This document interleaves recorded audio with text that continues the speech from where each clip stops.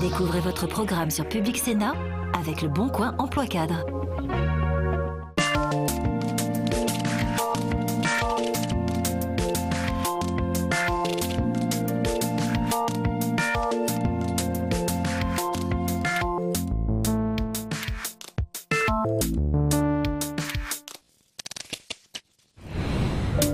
Bienvenue dans le magazine de l'emploi. Une demi-heure pour répondre à toutes les questions très concrètes que vous vous posez en matière d'emploi, mais aussi de reconversion, de formation, et ça commence tout de suite. Notre road trip à la rencontre des entreprises qui embauchent passe aujourd'hui par Bordeaux, par les vignes bien sûr, mais pas seulement. Qui recrute dans le territoire très attractif de la Gironde, on vous le dit tout de suite. Le secteur des jeux vidéo est très porteur côté emploi. Pourtant, Nathalie a abandonné ce métier à vue de nez palpitant pour devenir artiste verrier. Un drôle de parcours qu'elle nous explique dans quelques instants. Si t'as pas ton bac, tu seras chaudronnier. Voilà ce que ça donne, les préjugés. Chaudronnier-soudeur, c'est un métier mal considéré, mais surtout mal connu. Après avoir rencontré Aurélien, vous allez très vite changer de point de vue. Restaurer des habitations et construire son avenir. C'est l'une des actions mises en œuvre par la très dynamique association des compagnons bâtisseurs en Aquitaine. Des expériences partagées, des conseils, mais aussi des outils pour décoder le monde du travail. C'est le magazine de l'emploi et ça commence tout de suite.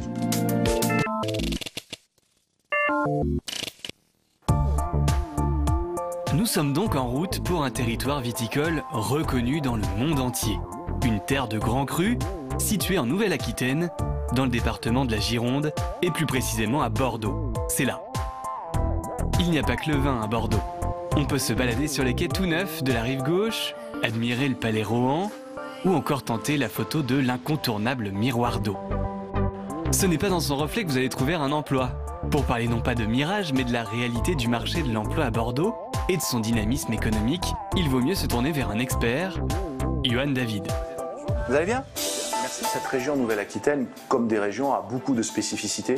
On a la chance de pouvoir passer ce qu'on appelle vert, bleu, blanc, c'est-à-dire de la campagne à la plage, avec un littoral colossal, et des montagnes. Ça veut dire qu'en termes d'activité touristique, agricole, on a quasiment tous les périmètres. On peut faire du fromage, du cassoulet, tout un tas de choses assez sympathiques.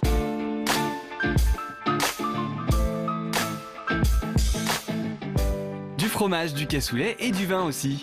La Nouvelle-Aquitaine maintient sa réputation de territoire d'excellence de l'art de vivre.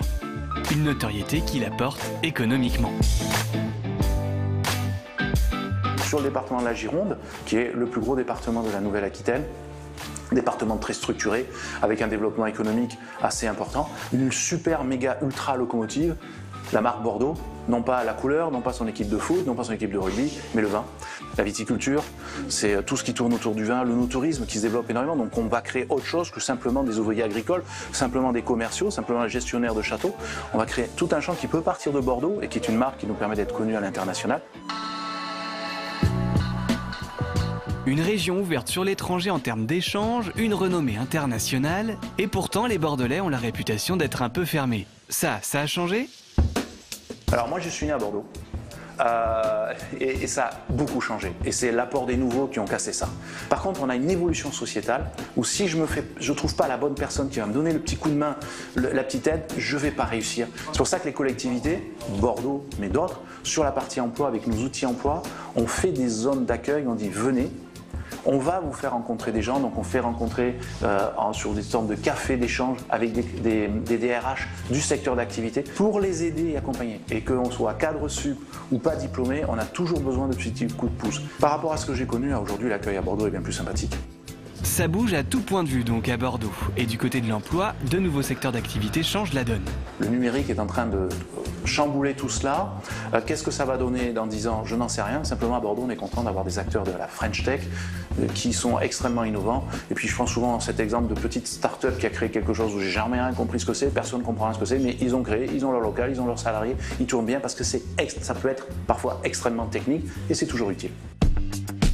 Pour être honnête, nous non plus, on ne comprend pas toujours ce que font les startups de la tech. Mais cela ne nous a pas empêchés d'aller à la rencontre de ces nouveaux, comme les appelle Johan David. Loisir en Chair est une entreprise du digital qui produit une application mobile et un site internet au concept, pour le coup, très clair. Loisirenchères.com, c'est un site de e-commerce bordelais qui existe depuis 4 ans et demi. On vend aux enchères des prestations de loisirs, de vacances, de gastronomie, de bien-être, de billetterie. Le concept est simple et nouveau. Tout commence à partir de 0 €. L'enchère revient à la personne qui fait la plus forte mise. Vous misez, vous remportez, vous profitez. C'est hyper simple.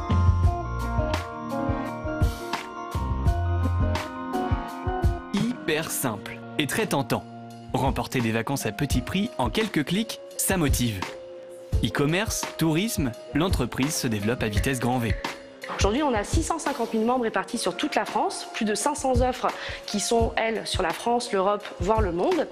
Loisirs en Chères, donc c'est 30 personnes. On espère doubler les effectifs d'ici 2 ans. Car l'entreprise recrute encore. On va avoir besoin de profils commerciaux pour ouvrir les régions sur lesquelles on n'est pas forcément présent suffisamment par rapport aux besoins qu'on a spécifiques sur Loisirs en Chères. Le développement va aussi s'accompagner en termes de talent en marketing digital, en acquisition, fidélisation. Et ensuite, le dernier pôle, c'est sur les profils techniques, puisqu'on est aussi en train de travailler sur un outil intelligent qui va nous aider à la planification, qui est le cœur de notre business, planifier les enchères. Nous, ce qu'on adorerait trouver chez Loisirs en Chères, c'est un week-end à Bordeaux avec un passage par la Cité du Vin. Vous ne connaissez pas? Eh bien, on y va. Nous avons rendez-vous pour faire la visite de cet incroyable musée de tous les vins à l'architecture atypique.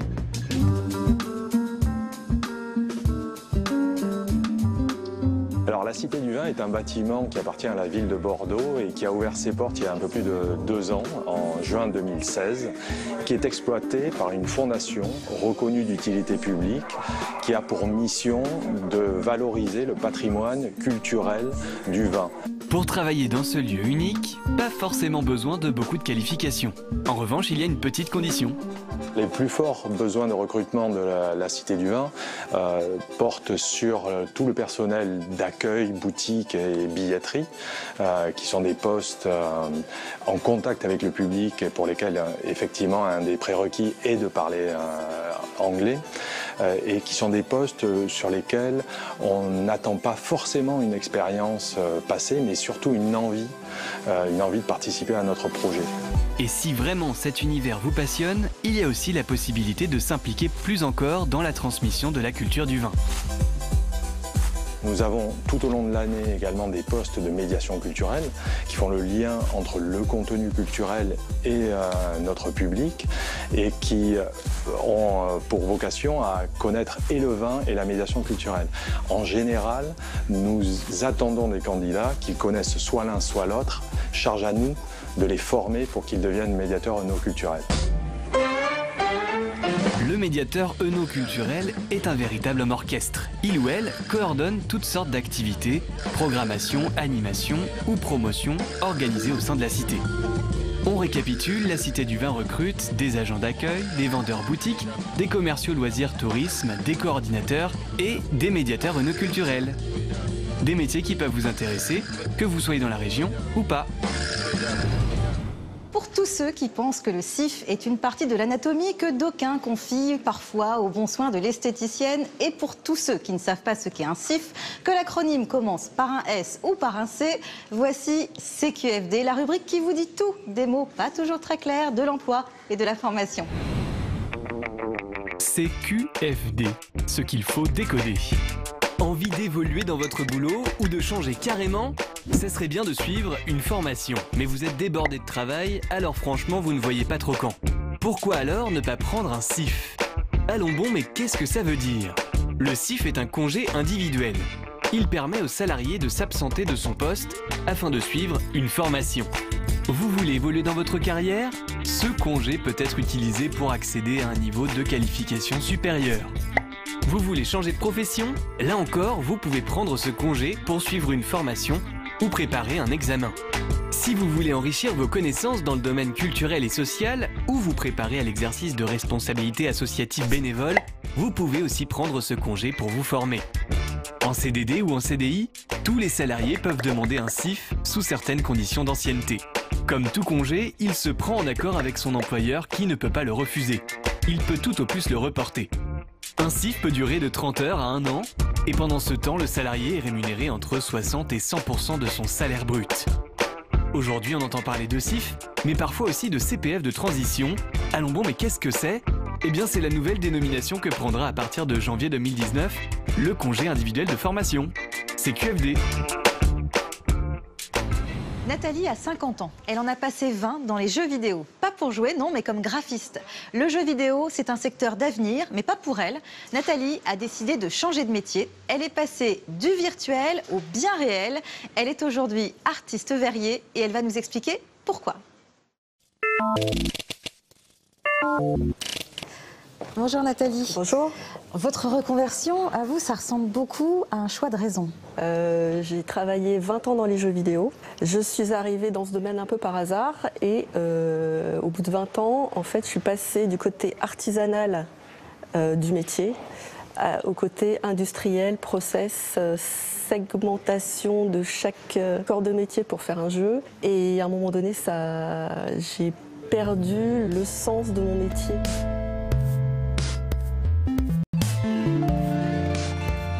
Comment vous êtes arrivé dans ce monde du jeu vidéo? Alors, Qui devait être en plein boom d'ailleurs. Complètement, c'était en 94. C'était les débuts de la production française. Donc ça, c'était intéressant parce qu'il y avait ce côté artisanal, ce côté de bricolage en équipe. Petites équipes d'ailleurs, parce que pour faire un jeu, il fallait être 15. Aujourd'hui, ça peut aller jusqu'à 1000 personnes. Mais la motivation n'était plus là en fait. Non. C'est à ce moment-là que vous vous êtes dit j'arrête? Voilà, au bout de 20 ans.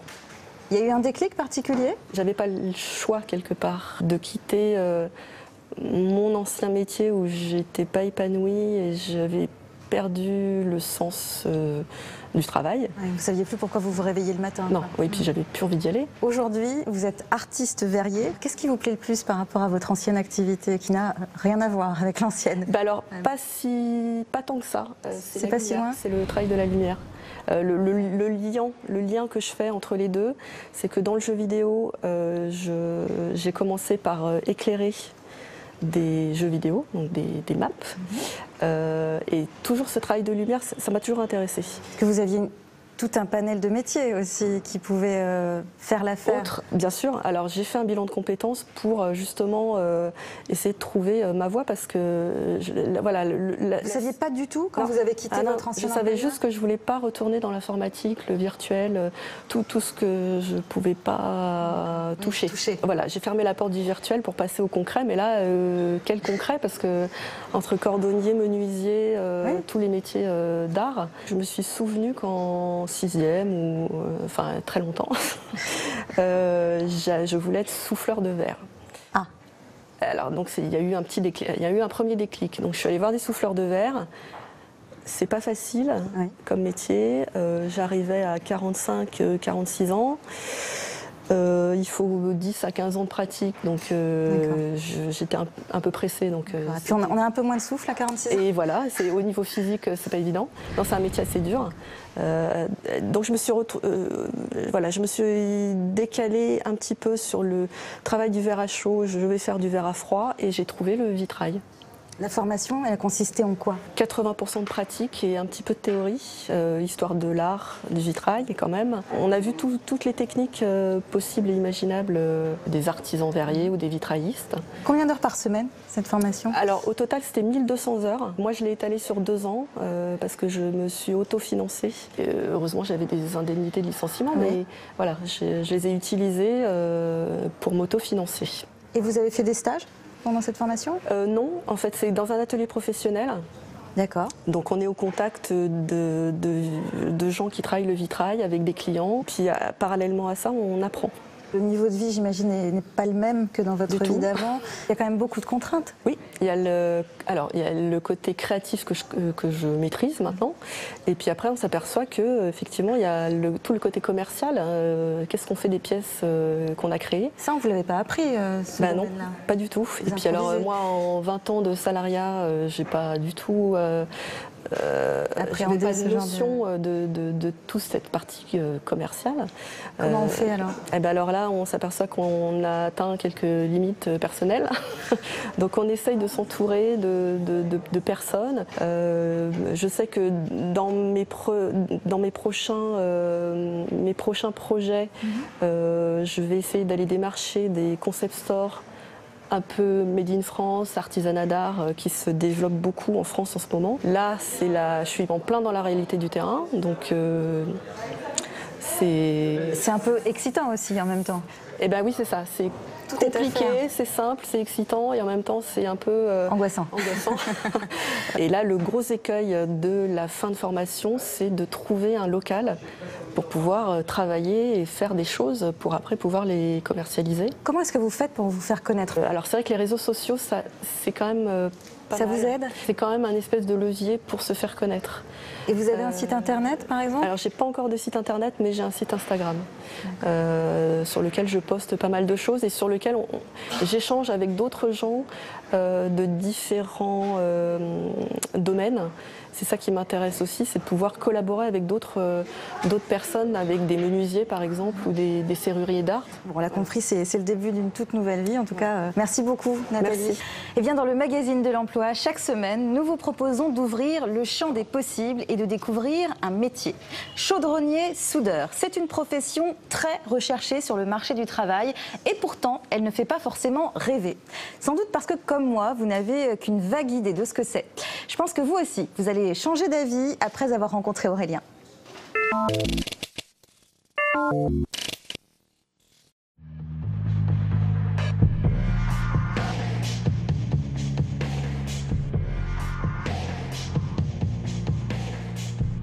À l'école, arrive un moment, je suis devant un mur, la fin des études, on te demande qu'est-ce que tu veux faire.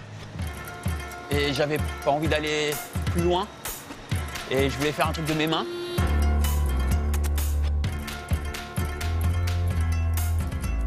Je me suis orienté vers l'école la plus proche de chez moi. Et rien que les portes ouvertes, ça m'a plu. Et c'est vraiment un métier, un coup de cœur, voilà. Vraiment le coup de cœur du métier. Et ça le restera, je pense, encore très longtemps.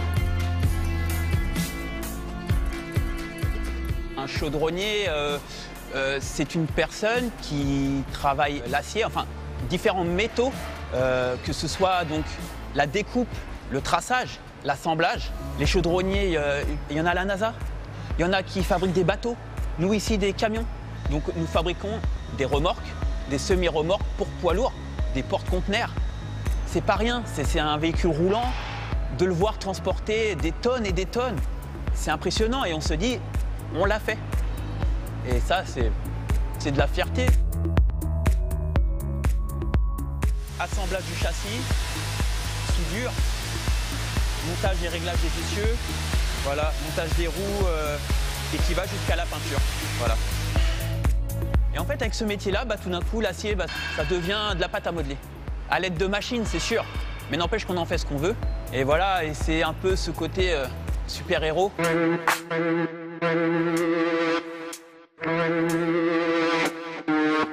Pour être un bon chaudronnier, c'est vrai qu'avoir une imagination, de se projeter la pièce, parce que là, elle est sur un plan, elle est à plat, il faut l'imaginer dans tous les sens. Hein. C'est ça, la lecture du plan, très important. C'est pas donné à tout le monde, mais ça s'apprend. C'est un métier quand même, faut avoir de la jugeote, parce que voilà, ça demande énormément de... faut anticiper énormément. Parce qu'une fois soudé, c'est pas de la colle, hein. Ça tient.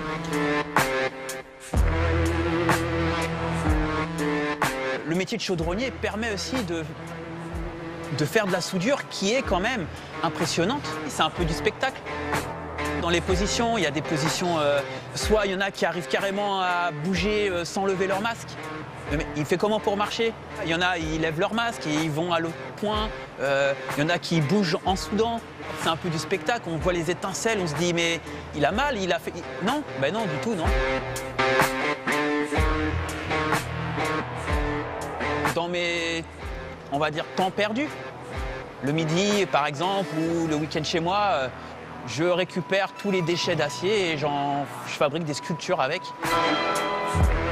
Et ça, grâce à quoi? À mon métier de chaudronnier. Ça fait marcher l'esprit, la tête, c'est bon. On va prendre le caisson d'attelage.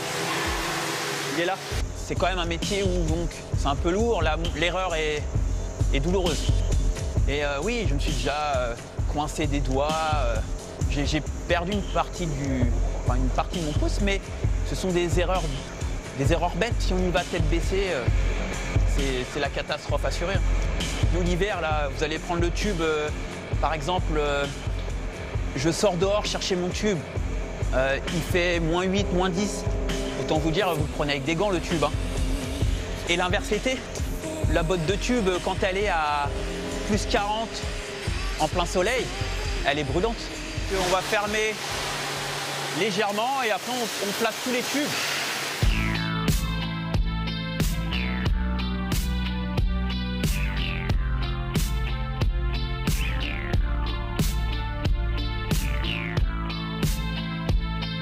Après, même si au fil des années, le physique s'endurcit, on morphe quand même, mais il y a des installations qui favorisent le geste et la posture, le geste, la posture, très très important.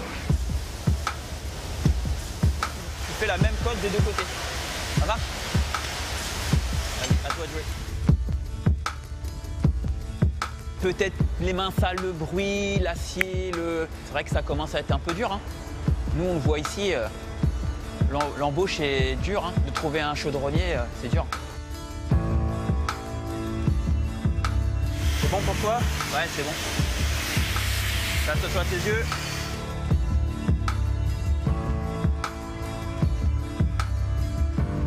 Partager le savoir, c'est une partie qui me plaît. Si je lui apprends bien, il va aimer, il va continuer et puis bah voilà, ce métier va durer. J'apprends tous les jours. Y a des choses que moi je pensais bien faire. Même si on ne nous l'a pas appris directement, on l'a vu, on a enregistré et on l'a appris via quelqu'un d'autre. C'est du rêve de gamin. Y a un côté, je dirais, Mad Max. Le côté, comment dire, destroy, des étincelles, un masque. J'ai pas été dirigé vers ce métier. Je me suis dirigé. Je l'ai choisi.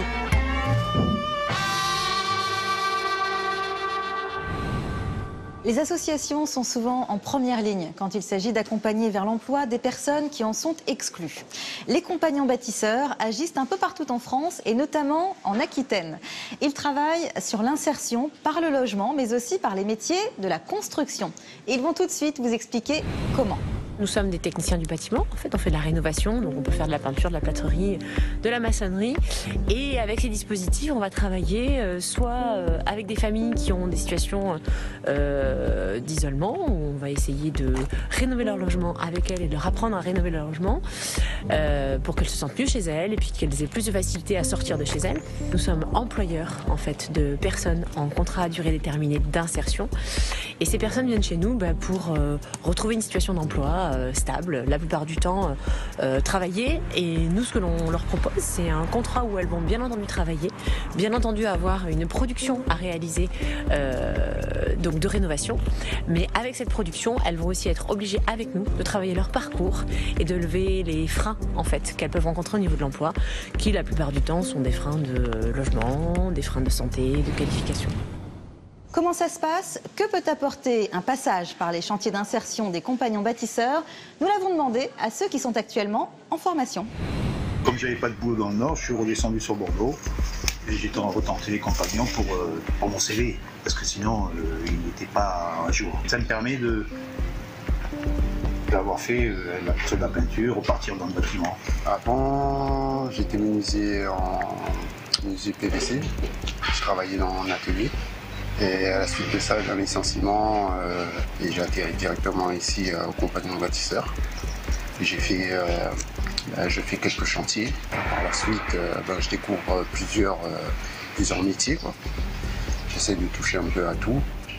Trouver un CDI déjà, ça serait bien, parce que ça fait déjà 2 ans que je suis au compagnon. Les bénéficiaires réparent, construisent, se forment, ça c'est sûr. Que se passe-t-il après leur passage par les chantiers des compagnons bâtisseurs pour ceux qui y ont travaillé? Ça demande un peu plus d'explications. Au niveau des sorties dynamiques, on arrive à avoir des solutions et de formation et d'emploi, on va dire temporaires ou pérennes, pour plus de 50% en fait des publics qui passent par chez nous. Et quoi qu'il arrive, par contre, nous avons résolu l'un des freins ou plusieurs des freins en fait des publics qui eux n'ont pas forcément trouvé d'emploi derrière. Donc on ressort des compagnons bâtisseurs avec au moins un logement, au moins un parcours santé, au moins un travail sur le projet, la qualification et les objectifs en fait d'emploi. Si vous souhaitez contacter les compagnons bâtisseurs ou si vous êtes une association et que vous souhaitez présenter votre initiative, toutes les infos sont évidemment à retrouver sur la page de l'émission via le site publicsena.fr. Avant de se quitter, petit tour d'horizon, des rendez-vous à ne pas manquer dans toute la France pour optimiser vos recherches d'emploi. C'est l'agenda de la semaine.